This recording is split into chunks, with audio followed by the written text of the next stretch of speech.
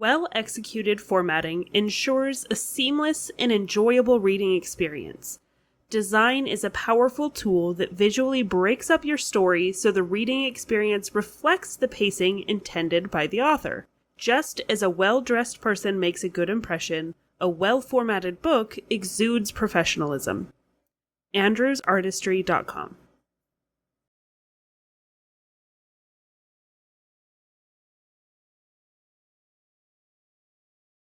Welcome to Writing Roots. I'm Lee Hull. And I'm Lee Esses. Today we're talking about bigger picture stuff than the craft things that we've been talking about earlier this month. So the way you present and format your book as a whole will also change how your readers interpret the book. If you are using something like a Times New Roman font, that is very common for nonfiction and journalism, as compared to something like Caslon, is considered very friendly and warm and highly readable. These types of subtle changes you can make to your story will affect how your reader meets your book when they sit down to read it. I recently heard a story on TikTok from a self-published author who learned the importance of fonts and formatting the hard way. Her aunt is part of a book club in her hometown, and one of the ladies told her, I was only able to start reading it a couple of days ago because I had to wait until after my cataract surgery in order to read the book. Because the font was too small, the spacing was too small, and most of the women in this book club, that are mostly over 60, were unable to read the book without some serious assistance. So this is something you have to consider when you're formatting, when you're picking fonts, when you're doing all of that, is who is your target audience, and are they going to be able to read this? Now, obviously, your ebooks, your Kindles, there's going to be an exception with that because that allows the reader to adjust the fonts and in often cases allows them to pick their own font as well. So if your audience is primarily ebook readers, this might not apply to you as much. There is something in those ebooks to also consider, and those are called embedded fonts. Those are fonts that carry along with the EPUB file. If it's something specific to your story and not a super common one like Times, you'll often see that applied as the first letter at the beginning of a chapter or after a line break that gets super loopy and floral, but it would be impossible to read the whole book in that font. I would advise you to limit the number of fonts that you use, because the more fonts that you embed with your novel, the less likely it is that other people are going to be able to read it. And if you stray too far, then people stop looking at it as a book and start looking at it more as like an office word art childhood presentation. Can you imagine a whole book in papyrus? Oh no. I would definitely recommend using these embedded fonts only in those stylistic places where you need specific looks to them. I think another place that you could see it is if you have stylized text messaging back and forth where you have almost like a chat box set up within your story and you want to preserve that sans serif look that you'll find on your own phone in your chat app. Again, keep it very limited. Don't use it within the majority of the body of your story because that becomes unreadable. When it comes to choosing the font for the rest of the body of the story, there are surprisingly a large number of options.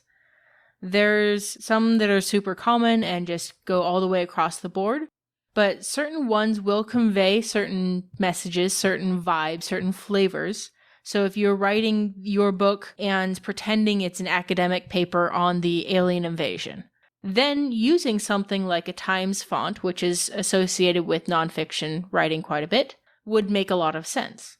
Times is a good tried and true font that you can use. Another one that is very commonly used is a Garamond style. It is widely used across most publishing these days.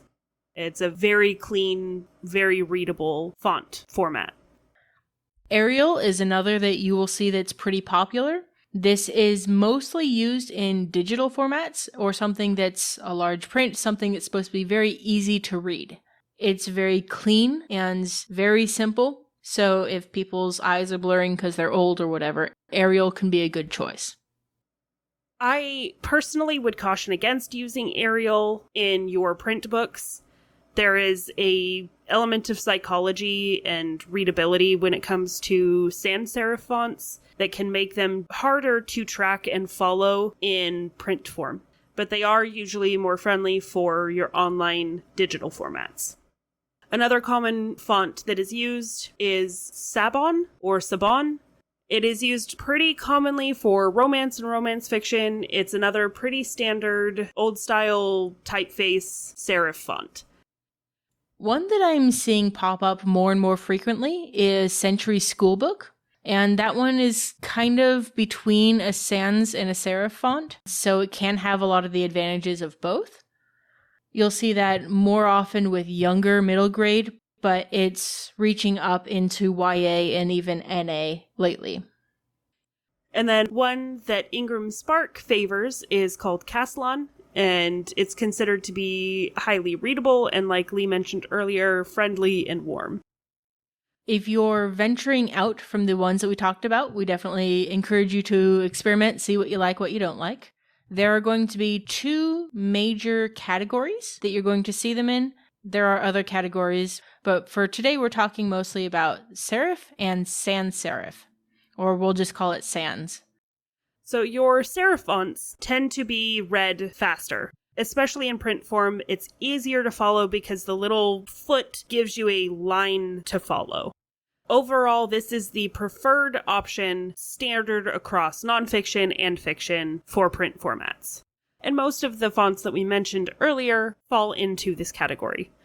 We did mention one that is not, that does fall into the sans category. These tend to be easier to read on a digital format, and generally better for people who have dyslexia, though there are some fonts specifically for that can help out, though they do also tend to be a sans type format.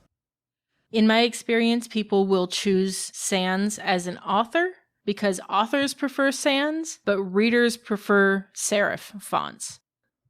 I wonder if the author's tendency to choose a sans font is influenced at all by the fact that they are mostly consuming their work in a digital format, and so it is easier to read there. So consider your own inherent bias as the author there. Now, when it comes to the formatting outside of the body of the text, you don't have to stick with the same font. Your chapter titles, even how you start the chapter or your scene breaks, these can all look different. You can have a different font and you can stylize them to make them stick out a little bit more. One of the choices that you will come across as you are formatting your book and making it ready for publication is how you want the chapter title to look. I like just the simple number 1. That makes it very straightforward, and that's very common for something that's targeted at especially the action-adventure type mystery stories. It's just as little ink used as possible because we want the eye to hop right to the text and keep going. You can also stick with just the number, but spell it out. This still leans towards your faster style story, but maybe there's a particular font or a particular design that you want to use that's better represented with letters instead of numbers. You will see the word chapter and then either the number or the number spelled out in Word. So chapter 1 at the front. I mostly see that in YA type stuff where you are taking the time to be artistic with your story as a whole. And another thing that you may see, especially in middle grade, some YA and lower, you will have the chapter number and a title. Chapter 1, the beginning. Or you'll have chapter 1 and the name of the point of view character that is showing up. And then you are going to look at the first letter or first line of your story. There are a few ways to stylize this. If you choose to go with a stylized first letter, it's generally larger than the rest, and it's going to be a drop cap. So the top of the letter is going to line up with where it would be if it was normal text, and then it's going to drop down about 3 lines. You can sometimes choose if it's only 2 lines or whatever, and I have seen it stick out both above and below, just to make it clear that that S or whatever doesn't apply to the second line. It's an artistic choice to draw the eye to the extra big letter on the page and get people to continue reading your book. Now, I prefer to just do first word stylizing, the first sentence stylizing, and make that top line small caps. Every once in a while, I will combine this with a stylized first letter, but I like to make that entire top line just small caps. You can make it the first couple of words, usually about 4 or 5 or about half of the visual line. And you can also do this after line breaks to make it even more clear that there was a line break without needing to put in any sort of stylized asterisk. All of this is irrelevant if someone else is formatting your book. Most of this stuff is just if you're formatting the book yourself. These are things to keep in mind that help you communicate to your readers how they should be approaching it, what mood they should be reading your book in. There are programs to help with this process that you can put in your manuscript, and it is specifically designed to format for novels. It all just depends on how much work you want to put into it, how much money you want to put into it.